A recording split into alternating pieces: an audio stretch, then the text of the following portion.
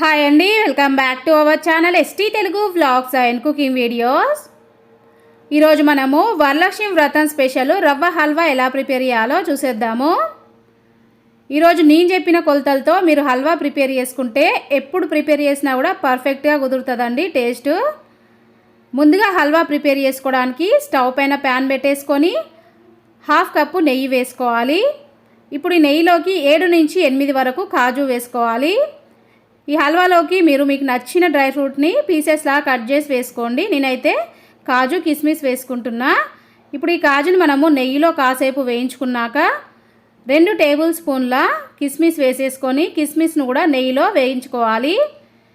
ఇలా వేయించుకున్న డ్రై ఫ్రూట్స్ని తీసి పక్కన పెట్టేసుకోవాలి. ఇప్పుడు అదే నెయ్యిలోకి 1 కప్పు బొంబాయి రవ్వ వేసుకోవాలి. రవ్వ వేసుకున్న తర్వాత మనం కలుపుకుంటూ రవ్వని పచ్చి స్మెల్ పోయేంత వరకు వేయించేసుకోవాలండి. మనం ఈ ప్రాసెస్ అంతా స్టవ్ లో ఫ్లేమ్లో పెట్టేసుకొని ప్రిపేర్ చేసుకోవాలి. చూడండి, ఇక్కడ మనకి రవ్వ అనేది మంచిగా వేగిపోయింది. ఇప్పుడు ఇందులోకి మనము 1 కప్పు షుగర్ వేసుకోవాలి. వేసుకున్న తర్వాత మనం వేసిన షుగరు రవ్వలో కలిసే విధంగా ఒక్కసారి అంతా కలుపుకోవాలి. కలుపుకున్న తర్వాత ఇందులోకి 1/2 టేబుల్ స్పూను యాలకుల పొడి వేసేసుకొని వాటర్ వేసేసుకోవాలి. ఇక్కడ వాటర్ వేసిన క్లిప్పు మిస్ అయిపోయిందండి.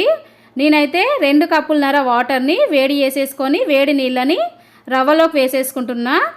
చూడండి, మనం ఈ కప్పుతో రవ్వ తీసేసుకున్నాం కదా, ఇదే కప్పు కొలతతోటి వాటర్ వేడి చేసి వేసుకోవాలి.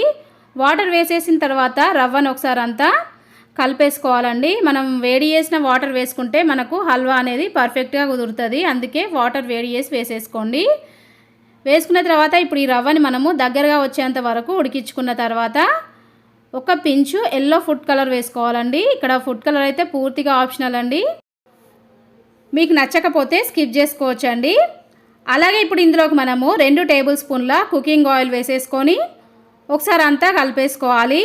మనం ఈ విధంగా ఆయిల్ వేసుకోవడం వల్ల హల్వా చల్లారిపోయిన తర్వాత కూడా సాఫ్ట్గా ఉంటుందండి. ఇప్పుడు మనం ఈ హల్వా పైన మూత పెట్టేసుకొని 2 నిమిషాల పాటు ఉడకనివ్వాలి. 2 నిమిషాల తర్వాత మనం వేసిన నెయ్యి ఆయిల్ చూడండి మనకి హల్వాలో నుంచి సపరేట్ అయిపోతుంది కదా. ఇప్పుడు మనకు హల్వా పర్ఫెక్ట్గా ఉడికిపోయినట్టు. ఇప్పుడు ఫైనల్లీ ఇందులోకి మనము వేయించి పెట్టుకున్న డ్రై ఫ్రూట్స్ వేసేసుకొని ఒకసారి అంతా కలిపేసుకోవాలి. అంతేనండి, ఇక్కడ మనకి హల్వా అయితే రెడీ అయిపోయింది. ఇలా ప్రిపేర్ చేసుకున్న హల్వాని మనం ప్లేట్లోకి సర్వ్ చేసేసుకొని దేవుడికి నైవేద్యంగా పెట్టేసుకుంటే టేస్ట్ చాలా బాగుంటుందండి. నాకు తెలిసి కొత్త వాళ్ళకైతే హల్వా ప్రిపేర్ చేసుకునేటప్పుడు సాఫ్ట్గానే ఉంటుందండి. చల్లారిపోయిన తర్వాత గట్టిగా అయిపోతుంది.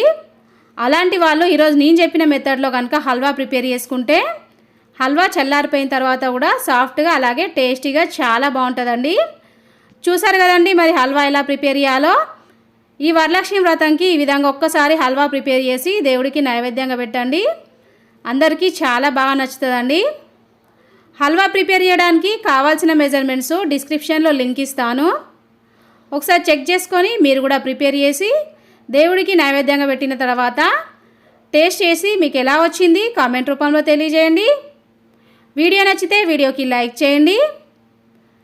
అలాగే మీ ఫ్రెండ్స్కి రిలేటివ్స్కి ఈ వీడియోని షేర్ చేయండి. ఓకే, బాయ్ ఫ్రెండ్స్, నెక్స్ట్ వీడియోతో మళ్ళీ కలుద్దాం.